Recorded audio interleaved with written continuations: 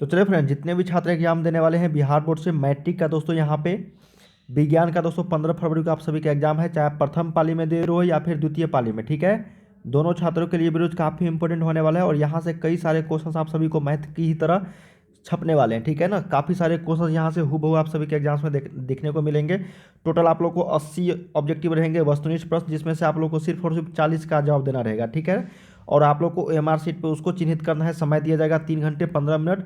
Total पूर्णांक रहेंगे 80 का। ठीक है ना, 20 नंबर का आप लोग को प्रैक्टिकल होता है। तो चलिए हम लोग एक एक प्रश्न देखते हैं यहाँ पे। जितने भी छात्र एग्जाम देने वाले हैं बिहार बोर्ड से विज्ञान का 15 फरवरी को दोस्तों, तो ये उन सभी छात्रों के लिए वीडियो काफ़ी इंपॉर्टेंट होगा। ठीक है, वीडियो को सभी लाइक कर लीजिएगा, चैनल को साथ में सब्सक्राइब कर लीजिएगा, ताकि इस तरीके से हम लोग नए वीडियो लेकर आऊँगा, नोटिफिकेशन आपको मिल जाया करेगा। हम लोग यहाँ पे आंसर की के साथ लेकर आते हैं दोस्तों एग्जाम का क्वेश्चन आंसर। ठीक है, तो आप लोग सब्सक्राइब कर लीजिएगा ताकि नोटिफिकेशन आपको मिल जाएगा।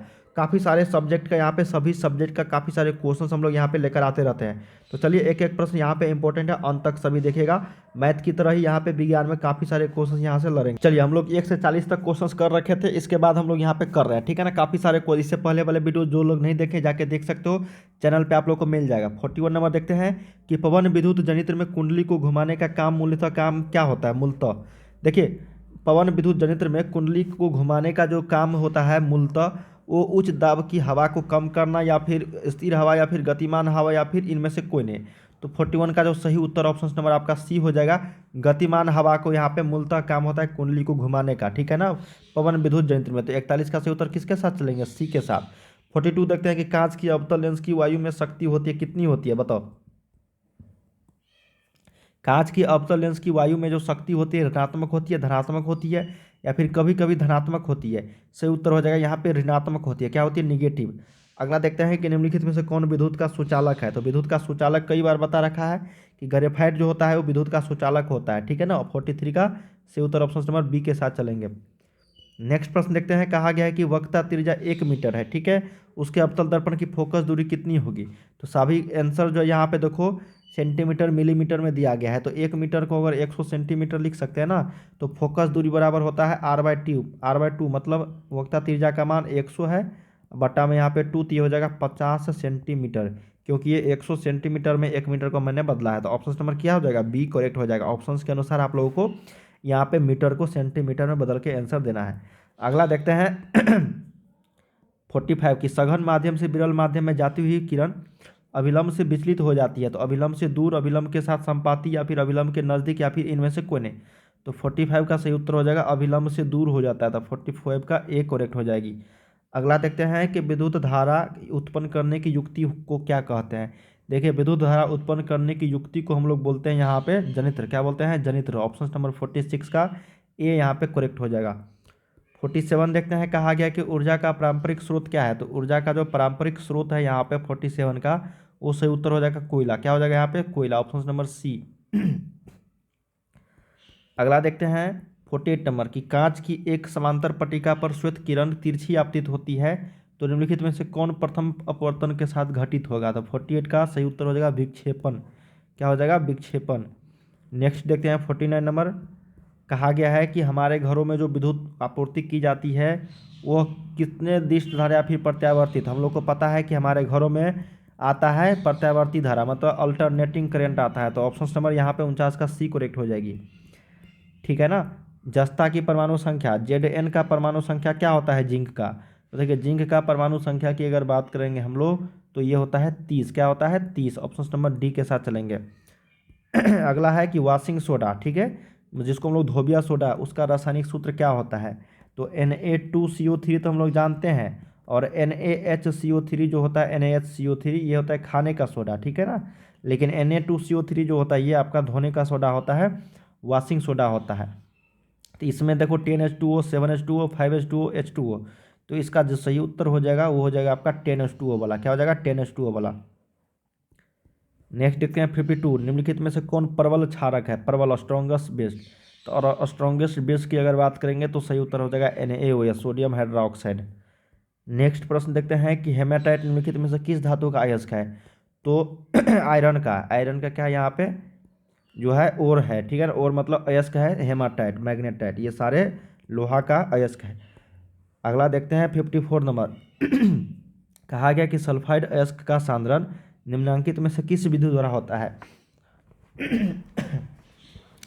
देखिए दोस्तों, काफ़ी क्वेश्चन जो है ये 54 नंबर काफ़ी शानदार है। कहा गया कि सल्फाइड अयस्क का सांद्रण हम लोग किस विधि द्वारा करते हैं, तो फेन उत्प्लावन विधि द्वारा। किसके द्वारा? फेन उत्प्लावन विधि द्वारा।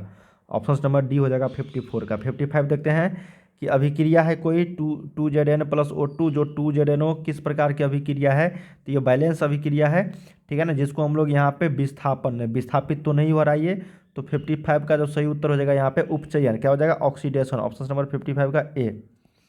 56 देखते हैं यहाँ पे कि ग्लूकोज का आणविक सूत्र क्या होता है, तो देखिए ग्लूकोज का जो आणविक सूत्र होता है ये C6H12O6 होता है, तो ऑप्शन नंबर यहाँ पे बी के साथ चलेंगे हम लोग। 57 देखते हैं, कहा गया है कि अम्ल का जलीय विलयन विद्युत का संचालन करता है, क्योंकि अम्ल जल में जो है क्या होता है, तो अम्ल जो है वो जल में क्या होता है? आयनित होता है, क्या होता है? आयोनाइज्ड होता है। ऑप्शन नंबर यहाँ पे 57 का सी के साथ चलना है। 58 देखते हैं कि लिथियम के बाइतम सेल में कितने इलेक्ट्रॉन विद्यमान है। देखिए दोस्तों, जो आपको जो नहीं बनता है उसको छोड़ते चले जाना है, क्योंकि 80 में आप लोग को सिर्फ और सिर्फ 40 का ही जवाब देना है, ठीक है ना। तो लिथियम के बाइतम सेल में कितने इलेक्ट्रॉनिक विद्यमान होते हैं, इलेक्ट्रॉन, तो 58 का सही उत्तर हो जाएगा 1। आवर्त सारणी के शून्य समूह का तत्व हम लोग क्या बोलते हैं इसको? अक्रिय गैस। जो हीलियम होता है, नियोन होता है, आर्गन होता है, ये सारे। ऑप्शन नंबर सी।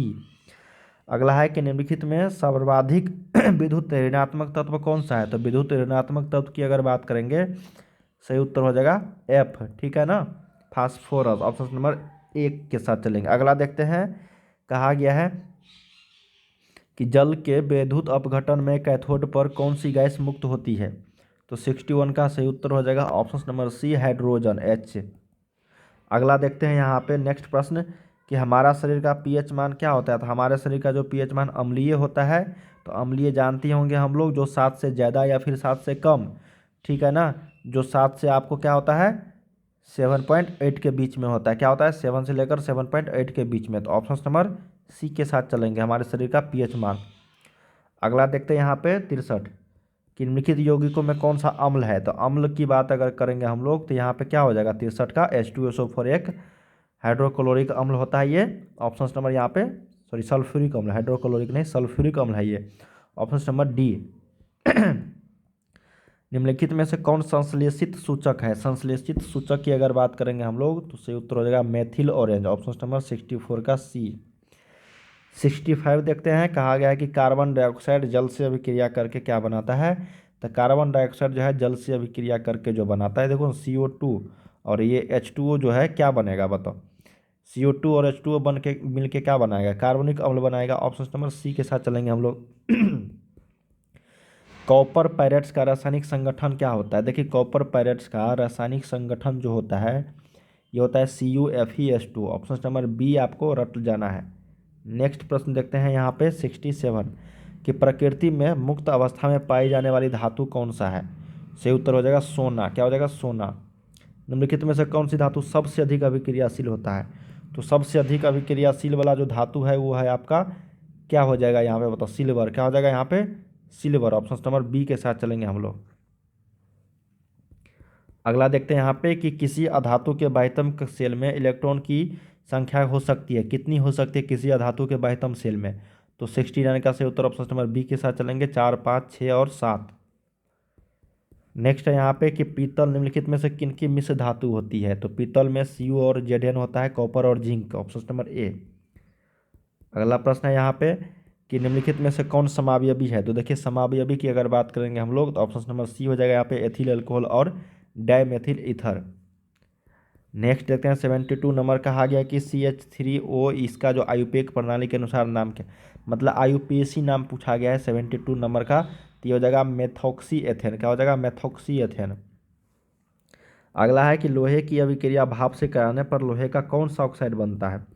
जब हम लोग लोहे को ठीक है ना स्टीम से अगर रिएक्शन कराएंगे तो क्या बनेगा, तो बनेगा Fe3O4। अगला है कि एक तत्व की परमाणु संख्या 16 है, आवर्त सारणी में इस तत्व की वर्ग संख्या क्या होगी? वर्ग संख्या पूछा गया है, मतलब ग्रुप कौन सा होगा? ग्रुप, तो कौन से ग्रुप में होगा ये आपका परमाणु संख्या जो 16 वाला है, ठीक है। तो 74 का सही उत्तर हो जाएगा ऑप्शन नंबर आपका सी हो जाएगा, 16वां ग्रुप में, क्या हो जाएगा? 16वां ग्रुप में। अगला देखते हैं 75 नंबर, कहा गया है कि निम्नलिखित में से कौन सी धातु तनु सल्फ्यूरिक अम्ल के साथ अभिक्रिया नहीं करती है। Cu क्या हो जाएगा यहाँ पे, कॉपर। नेक्स्ट प्रश्न देखते हैं कि एक मिश्र धातु में 90% Cu और 10% टीन है, तो इस मिश्र धातु का नाम क्या है। तो सही उत्तर हो जाएगा यहाँ पे ब्रोंज। क्या हो जाएगा, bronze, option number B. Next देखते हैं, कहा गया है कि जिंक सोडियम हाइड्रोक्साइड के साथ अभिक्रिया करके क्या बनाता है। तो ये बनाता है H2 gas, hydrogen gas. Next प्रश्न है यहाँ पे कि निम्नलिखित में से कौन सी धातु वायु में उच्च ताप पर गर्म किए जाने पर भी ऑक्सीजन से संयोग नहीं करती है। सही उत्तर हो जाएगा Ag। क्या हो जाएगा, Ag, सिल्वर।